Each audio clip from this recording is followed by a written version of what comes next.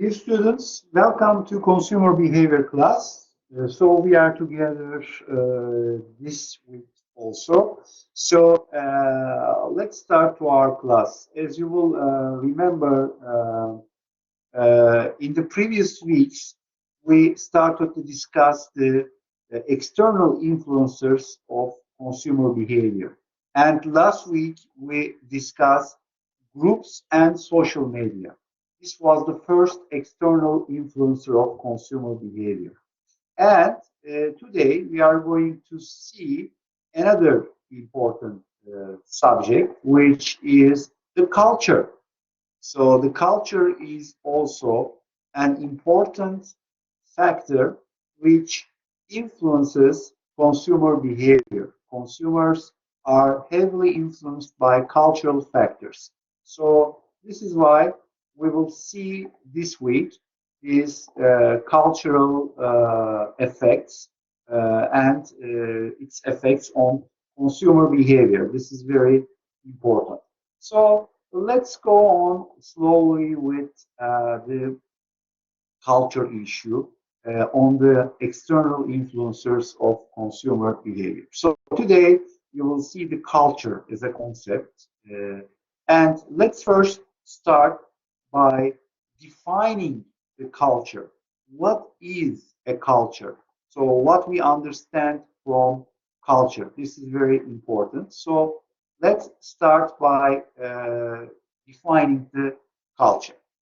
Now, we can define the culture as somehow a combination of shared values or ideas, beliefs, and ways or models of behavior, codes of conduct in the society learned by individuals or organizations.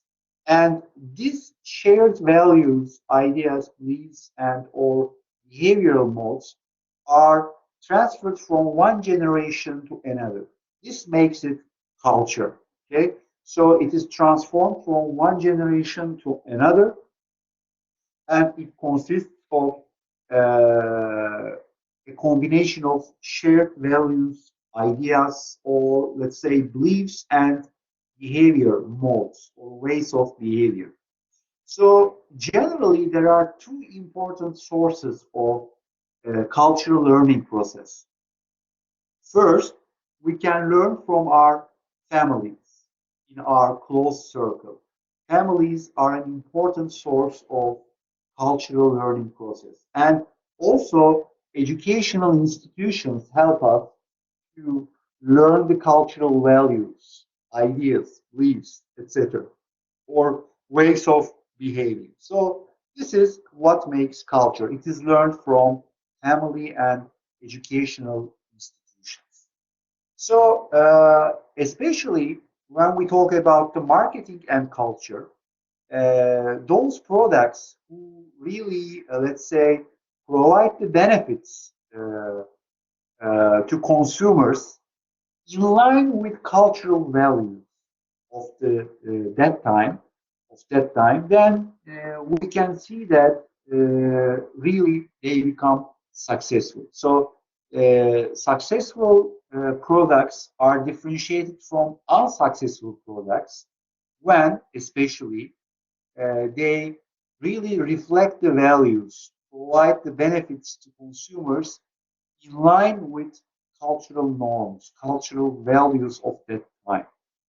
For example, if we give the Miller beers example, for example, in 1970s in United States, there was a trend to be a fit.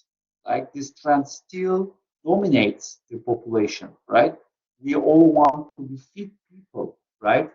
To fit and let's say ideal appearance or physical appearance, right?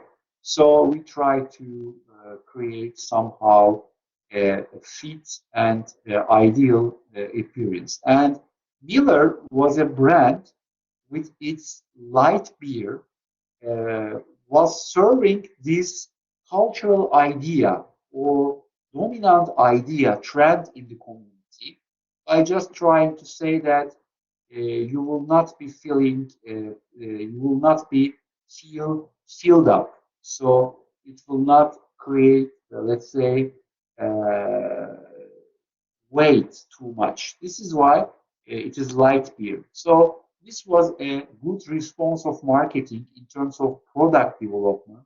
This cultural trend and let's say cultural trend or idea or belief. So this is how marketing and culture is connected to each other. So if you want to be successful in your product development, your product should somehow also reflect the benefits of your product, features of your product, or your communication about your product should somehow reflect the cultural norms, values of that time. This is very important and critical. So, how this cultural values are moved to the society, how they are integrated into the society. So there is a steps into this destination. These cultural values or symbols, when they are generated by a system, then they are somehow linked with functional products through symbolic characteristics. So the cultural values and symbols are connected, linked with functional consumer products like goods, uh, and these symbolic, let's say, or values, symbolic or cultural values or symbols are transmitted to individual consumers through these consumer goods. So when people start using these products, these symbolic meanings which are attached to these products, they are transferred to the people that use them. So these symbols, symbolic meanings or values become a part of the identities of individual consumers. This is how the cultural values and symbols are transferred to consumer goods and then from consumer goods to individual consumers. So how people learn about this product and what type of value and symbol they are representing.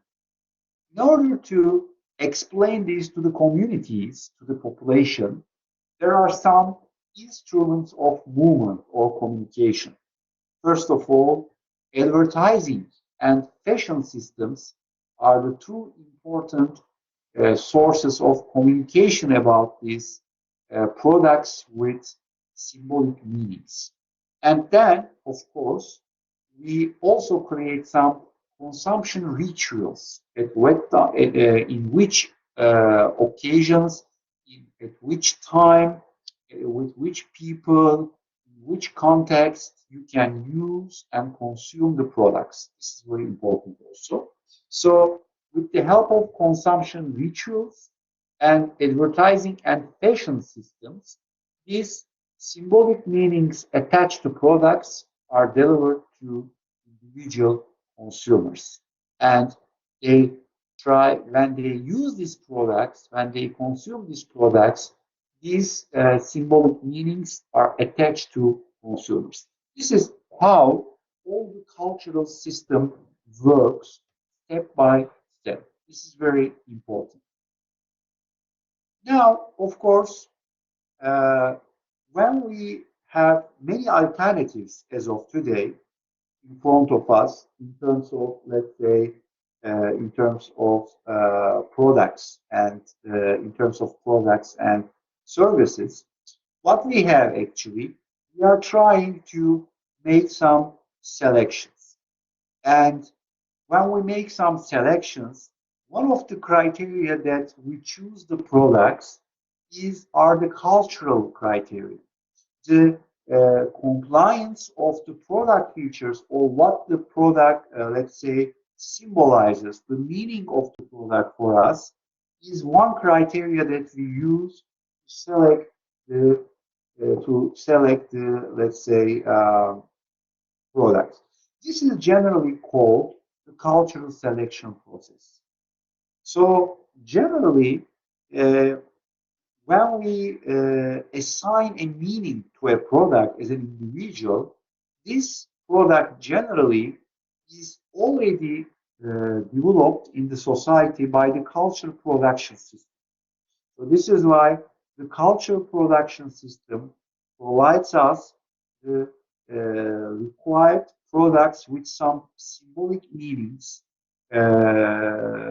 symbolic cultural meanings that they want us to be associated with. This is why we can define the cultural production system as the set of individuals and organizations which create a cultural product. This is a product cultural production system. So as a result of this cultural product, the output of this cultural production system are the products with some symbolic cultural meanings. These products have some symbolic meanings as like let's say values, ideas, or let's say codes of conduct. This is the essence of the issue. And how this cultural production system works. So the cultural production system has three subsystems. First of all, there is a creative subsystem. In the creative subsystem, a cultural product is generated on the cognitive way, which means that the soft generation of the product is done in creative subsystem. Then this soft product or soft value belief, let's say, is attached to a product, which is done in the managerial subsystem. Okay, so first, the creative subsystem creates a concept, a value, a belief, a mode of behavior, which is in line with cultural values. Then, in line with cultural norms. Then, this created value element, a cultural element, is combined with a product by the managerial subsystem. And the managerial subsystem tries to define also how they are going to distribute the product, how they are produce the product physically, and whom will be the targets. Then the culture production system sends the product with its meaning attached, cultural meaning attached, to the communications subsystem. And the communications subsystem just sends this information, the product meaning, communicates it with the community. So at this stage, how this communication is handled. The product with its cultural meaning is communicated through formal gatekeepers or informal gatekeepers. Formal gatekeepers are those, let's say, tools that disseminate this cultural product information to the rest of the society. For example, this can be like casting directors, movie makers, radio programs, authors, or retailers, or let's say writers. These are all blog writers.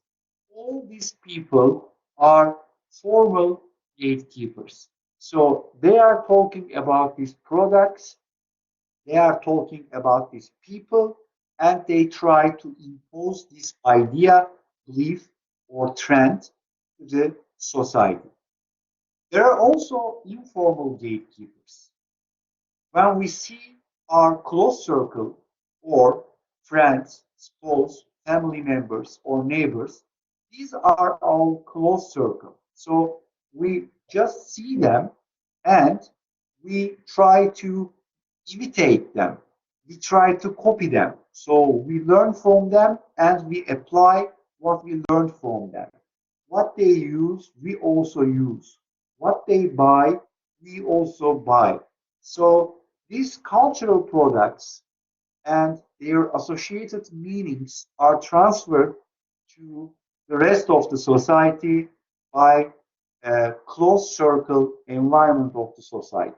And finally, opinion leaders, those people who are expert in some subject area, maybe they also helping these products to be disseminated, communicated to the rest of the society. This is also important. So people listen to opinion leaders, and opinion leaders are very effective on convincing people to accept something. So these people, when they talk about some products which already include some values or let's say ideas, beliefs, some symbolic meanings for people, then or they represent some lifestyle, for example, these people, when they talk about these products, I mean opinion leaders, when they talk about these products, people believe them and people try to, let's say, uh, be in line with their thoughts and try the products and buy the products. So this is how a cultural product and a cultural belief, value, or let's say a mode of behavior is disseminated throughout the society. This is very important. So, in a nutshell, we have three important subsystems in the cultural production system. First, the creative subsystem generates the idea and the soft part of the, let's say, symbolic meanings. Then, the managerial subsystem creates this physically and plans the distribution. So it attached this cultural element like idea, value, or a trend into a product. Then the communication subsystem communicates this product information to convince people to use, buy this product or buy this idea, to think like this. So this is the communication subsystem. And communication subsystem uses two tools, formal gatekeepers and informal gatekeepers, to make sure that the most of the society receives this information and understands the essence and what the product is, let's say, represent. This is very important. Now, for example, I would like to give you an example from the music industry. For example, think about Rihanna. Rihanna is, yes, she is a singer. So, but what is important? What type of lifestyle is she presenting, right? So, she is the production of a cultural, popular culture, and she has some cultural elements that represent. So, Rihanna is a product.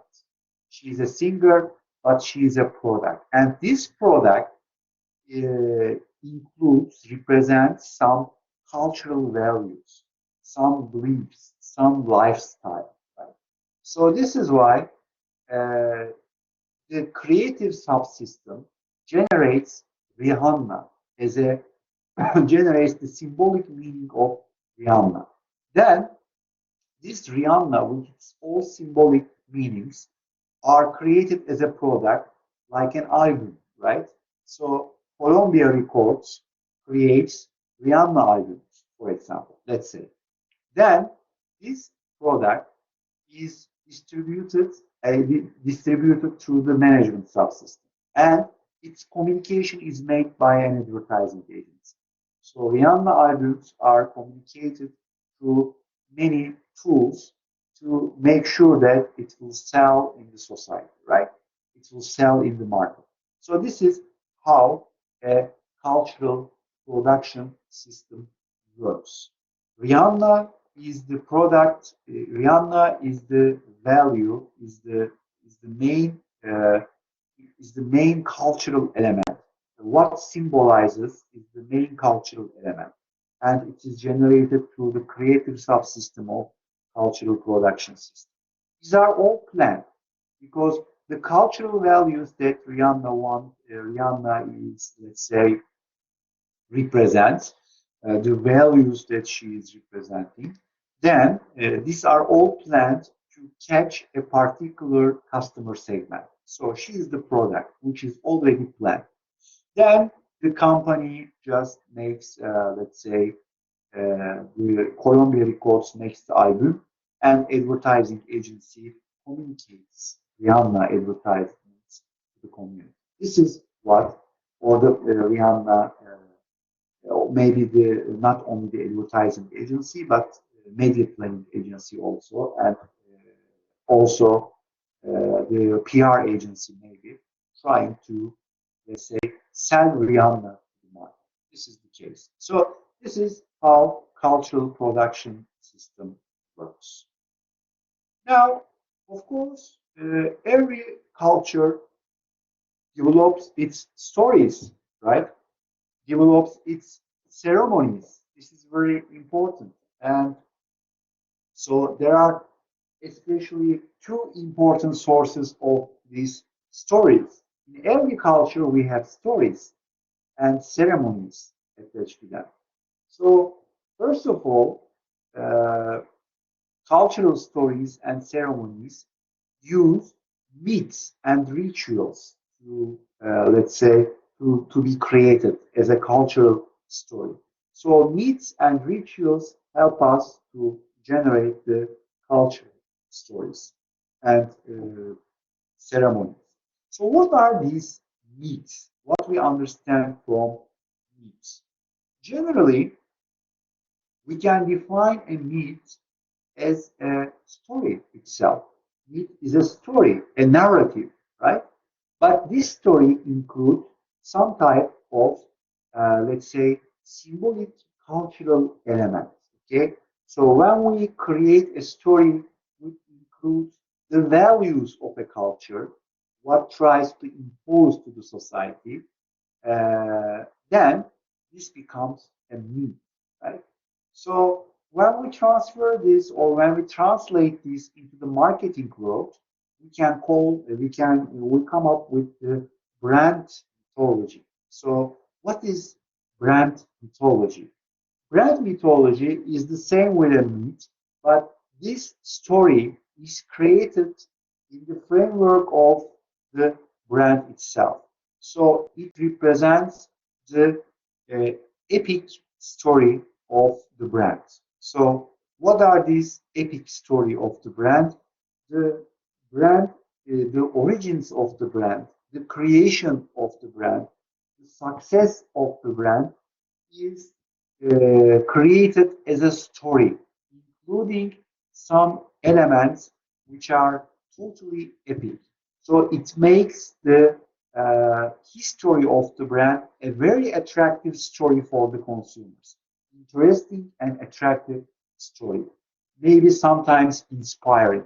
Maybe sometimes, let's say, making a fun. Maybe sometimes creating a proud feeling. These are the things that a brand mythology tries to do. But at the end, it tries to empower the brand. This is the case. So, what we have in a brand story? In the brand story, we have the origins of the brand, how it is formed, the milestones in its story, and of course, its achievements, successes. These are all the elements of a brand mythology. Now, in addition to rituals, we have also, in addition to myths, we have also rituals. Rituals are somehow systematic behaviors. These systematic behaviors include some symbolic elements. So, when we have a systematic behavior which is repeated continuously, by using and inside this behavior, if we use some symbolic elements, this is called a ritual. So what are these ritual elements? In our ritual script, which means that how a ritual can be conducted, we have some tools to be used. Every ritual has some tools, artifacts, and also some, let's say, procedure to be followed. This is included in the ritual script. So a ritual script is the sequence of, let's say, a ritual script is the sequence of a ritual. So this is what we have in ritual. So one important thing when we translate this ritual application into the marketing, we can easily understand that there are some artifacts in marketing also, in branding also, which are used in rituals. So generally, the ultimate target of all brands in the market is to become a part of some consumer rituals related to their culture or lifestyles. Okay? So the ultimate aim is to be part of this ritual script. Because when a brand or a product becomes a part of this ritual script, then what happens? Then people associate this ritual and the brand, and they link it to each other. So every time they conduct a ritual, this brand is also requested and demanded, or the product is requested and demanded. This is how the ritual issue is working. Now, those brands or products which are a part of the ritual script or a part of the ritual are called fortress brands. This is very important. And most of the people, once they start to use a brand in their rituals, they keep using the same brand or product in their rituals. This is why once you associate your brand with a ritual, cultural ritual, then you become a part of that ritual, and it is very difficult to disattach you from that ritual. So the consumer continuously demanding you on, and this makes you a loyal customer base. So one good example of ritual and brand attachment can be given as the Coca-Cola advertisements, right? In the Coca-Cola advertisements, you will remember that Coca-Cola tries to impose itself into the eight tables. Eight Ramadan. So actually not eight, but in the Ramadan time when people fasting, uh, when you open the fast, you are eating with your family in the table, and Coca-Cola advertisements, they are trying to put themselves on the table. They're always showing themselves as a part of ritual. Which ritual? Is opening the fast ritual, right? So this is the how companies or brands try to, let's say, impose themselves or include themselves as a part of the ritual. They try to create these associations. So this is a very powerful associations, and this is the ultimate target of most brands to become a fortress brand. Now, another important issue is related with the fashion system. So in the fashion system, we are trying to, let's say, we are trying to create some cultural products. The fashion system tries to generate some cultural products, and these cultural products include some or transfer some symbolic meanings. So the fashion system is obliged to create some symbolic meanings and transfer these meanings to the products. Once they do this, these are transferred to the people, and when people use these products, these cultural symbolic meanings become the part of their identities. This is very critical. So this is what we have in terms of fashion system. And we can see fashion is a social diffusion process. So in a fashion system, people just diffuse some value or symbolic meaning to the rest of the society.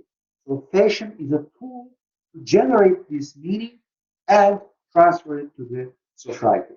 It is a social diffusion process. Now, of course, the diffusion process, the dissemination process, can be explained from different perspectives or with different approaches. One of them is the psychological model. So, a psychological model tries to explain the fashion system, the diffusion of new trends into the society through diffusion fashion system from psychological perspective. Similarly, the economic model tries to, let's say, explain this diffusion process from the economics perspective. And the sociological model tries to explain the diffusion process from sociology perspective. And finally, the medical model tries to explain this diffusion process based on the, let's say, mental processing perspective. So as you see, there are four types of models that we have we can explain the social diffusion of new trends, new products which are produced by the fashion system. So let's go on one by one how these models explain this diffusion process. The first one is the psychological model. Under the psychological model, the psychological model uh, explains the social diffusion as a result of some motivations from the consumer side. So the first motivation is, of course, to be fashionable. And this, if we go in details, we can see that there are four things that motivate people psychologically to become fashionable. First of all, you want to be in conformity with the rest of the society. This becomes from the Maslow's hierarchy of needs, and this needs part is the social needs. Okay, so you want to be in line with the rest of the society. If you want to be part of the society, you want to conform to the society. You will remember from the groups and social media lesson last week. So conformity is an important motivator, psychological motivator. The second one is, of course, people sometimes want to be, let's say, to experience different things. So new things are different things. This is why they desire for this type of varieties. This is very important. The third one is they want to feel themselves as creative and express their creativity to the rest of the society. This is why they just follow the fashion. They easily adopt the new trends, new things, because they want to express their personal creativity. And of course, sometimes they follow up the trends and always become trendy to be attractive to the rest of the society.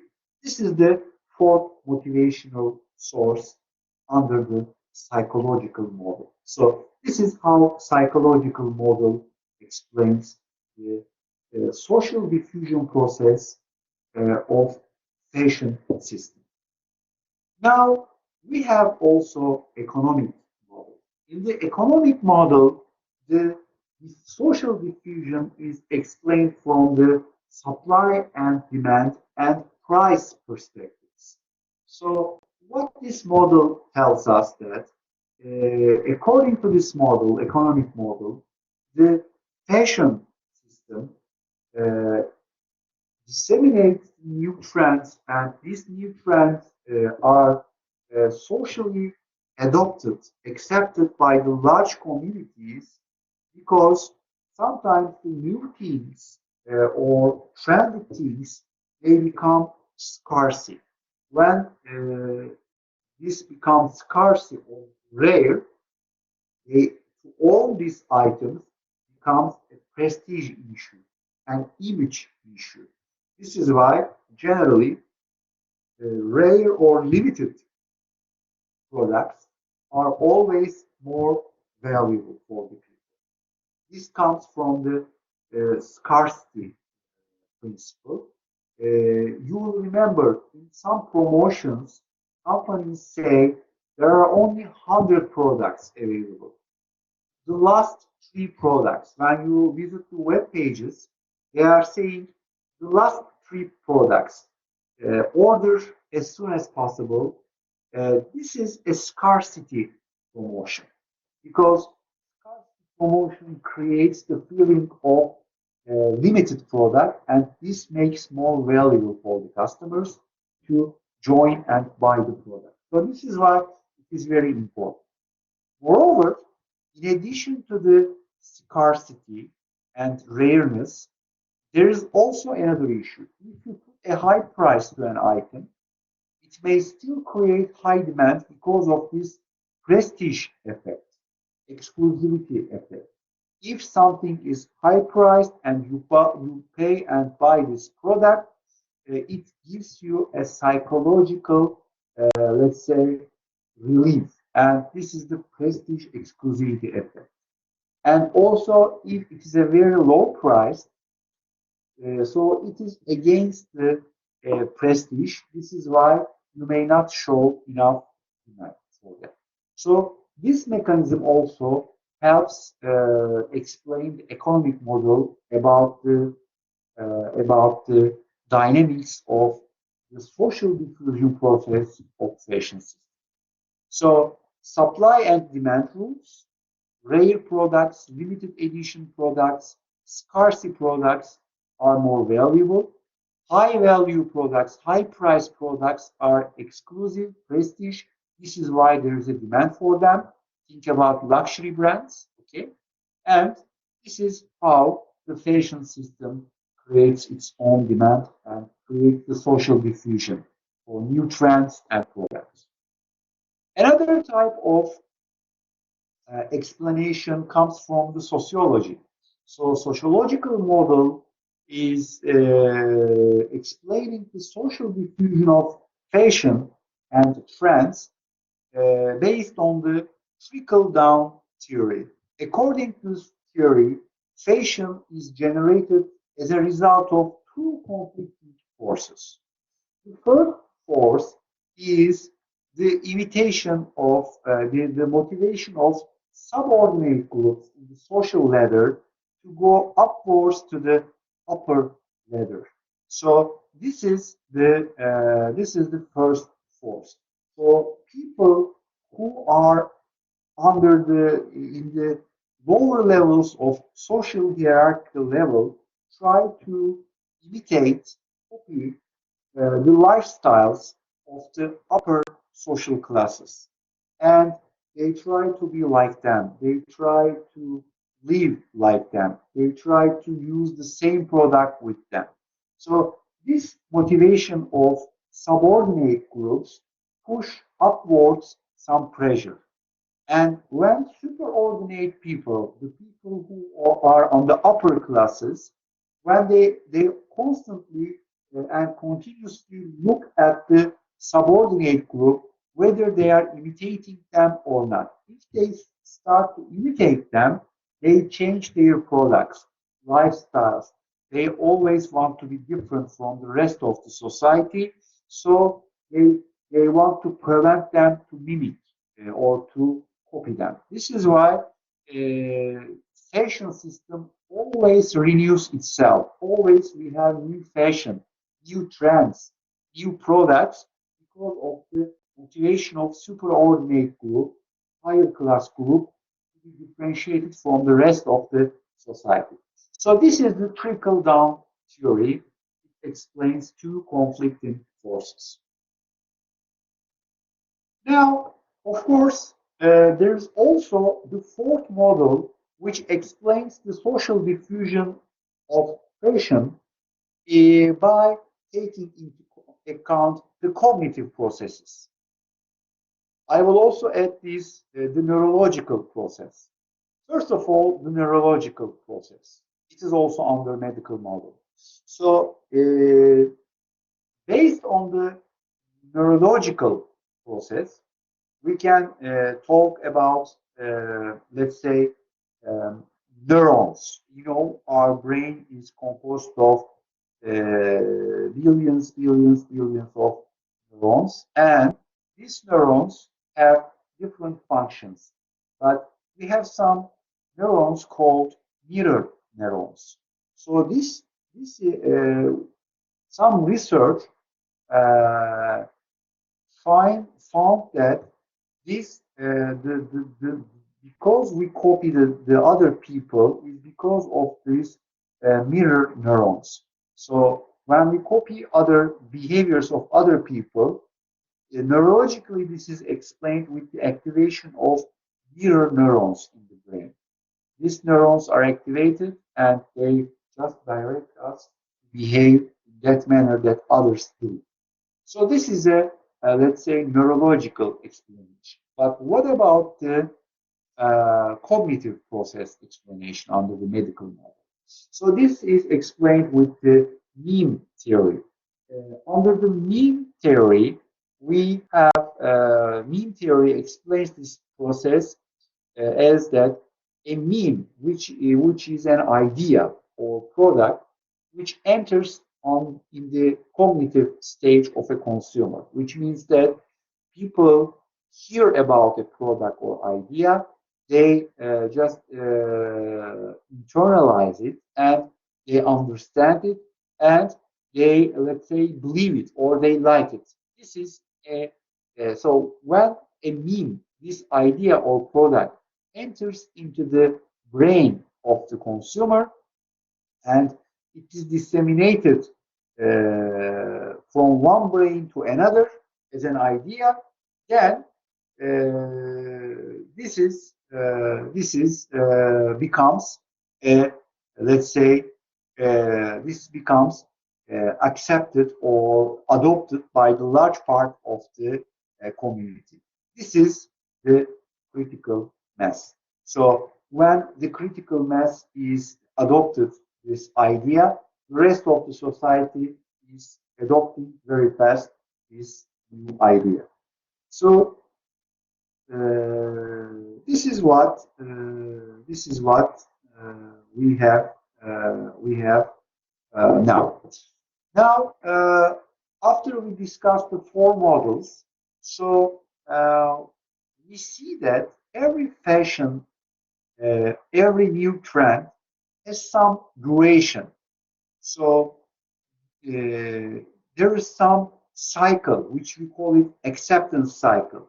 So once a new trend comes into the life, it is introduced to the society, then it starts to, let's say, it starts to be disseminated and accepted by the rest of the society. And after some time, it is losing its effectiveness and it is forgotten. So every fashion, new trend, has some acceptance cycles. The length of these acceptance cycles differ on the type of this fashion. One is a classic fashion. So a classic fashion is the longest one, which longest duration. It's like a very solid fashion, which really takes too long. It is accepted and it lives too long. It's a very long time fashion. So if you really buy something which is classic, there is no risk that it will be outdated in the midterm. It is very long time. It is a classic. On the other hand, there is also very short ones. These are called fads. The fads are very short-term trends, and they are not generally functional things, but They are just like soft things or let's say applications. So these fats are very, let's say, uh, these are uh, these are quickly accepted and quickly adopted, and it is used by many people, and then just they go out of the market very quickly. Okay, so these are called the fats. This is also important. You see here now uh, the three types of new trends: fat, fashion, and classic. As you see, the classic one, it's very long time. Okay, it continuously comes, rises to users, and it takes really a long time to dissolve. On the other hand, a normal fashion has a shorter duration, but still it has a long time. It has a long duration, but not as a classic. What is the difference between the classic and fashion? The number of people who adopt a classic, they are increasing very at a moderate level. Fashion increase a little bit uh, faster, but when we come to the fat, it is very short time, as you see here, fat. It is very short time, and it is very fast evolving.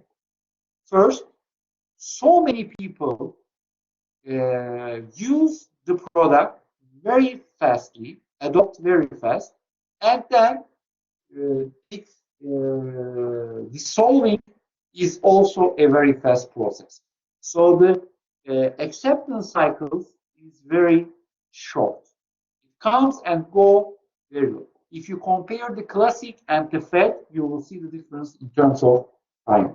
This is very important.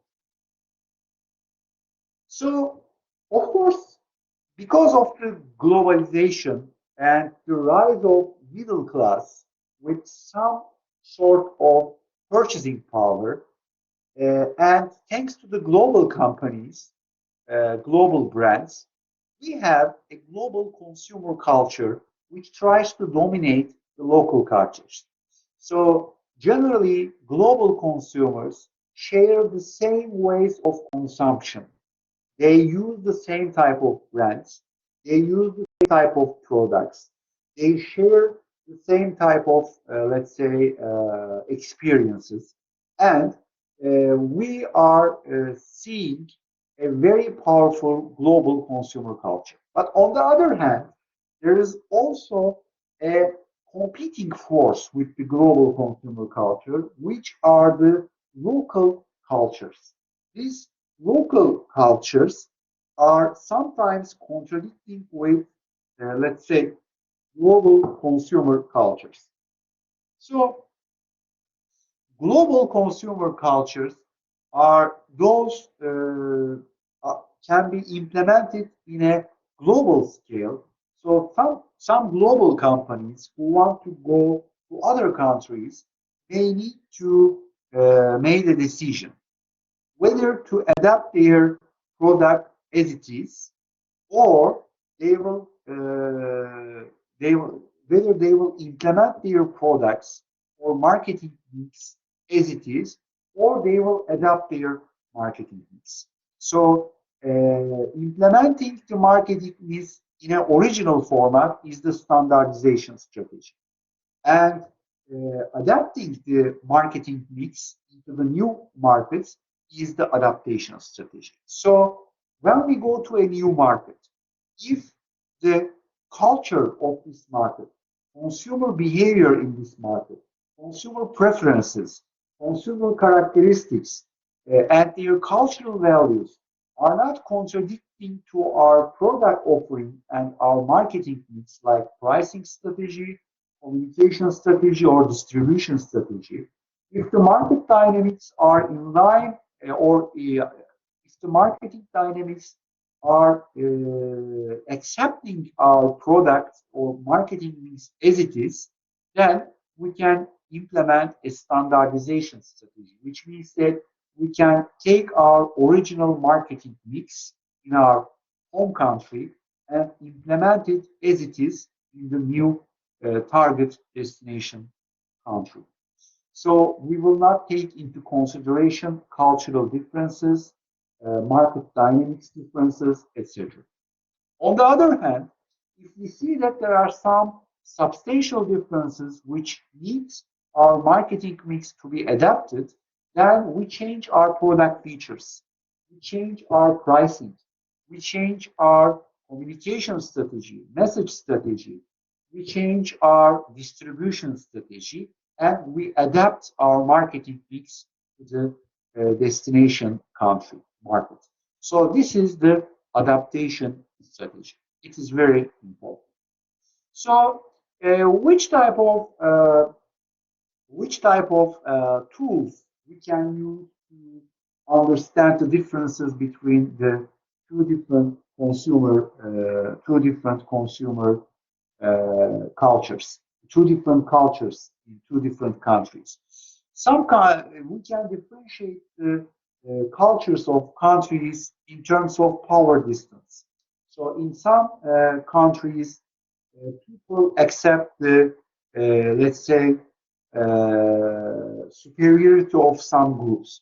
This is called the, let's say, this is called the power distance. So in some cultures, like Eastern cultures, people accept that the power in the society is not distributed equally. So some people have more power than the other people. This is accepted naturally in the society.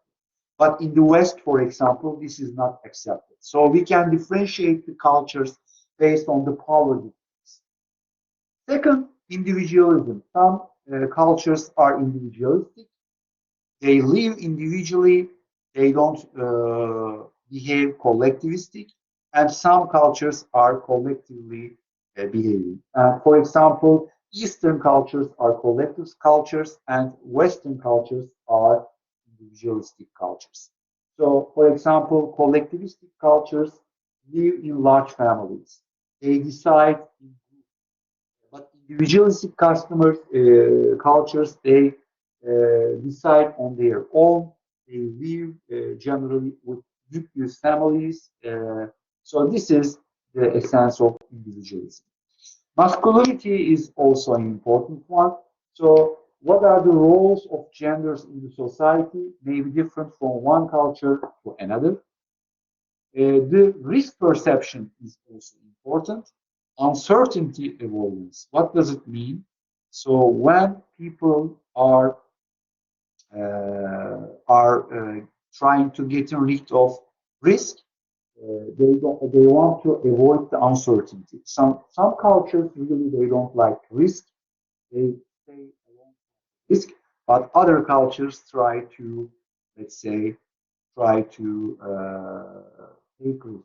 So this is also an important cultural difference.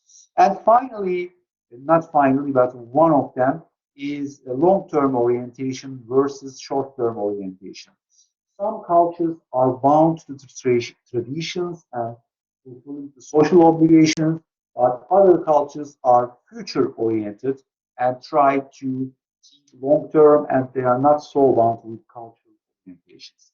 And finally, we have, let's say,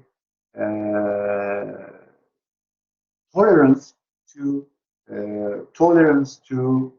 some, let's say, tolerance to some human drives, like having fun, laughing, etc. These type of things are restricted in some cultures, and even they are forbidden.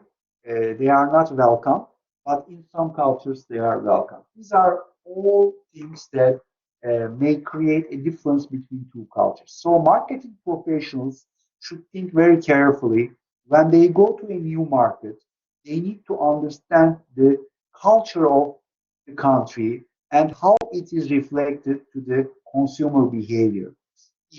And based on these dimensions, for example, or maybe other dimensions, they should decide whether to implement whether to implement a, let's say, standardization strategy or adaptation strategy. So this is all what we need to do in terms of global consumer culture. Yes, dear students, today we have done for our class. Do you have any questions?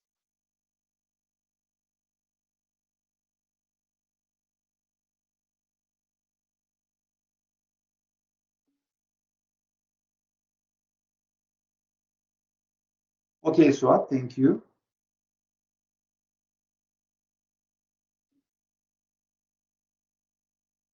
Thank you, Eylül.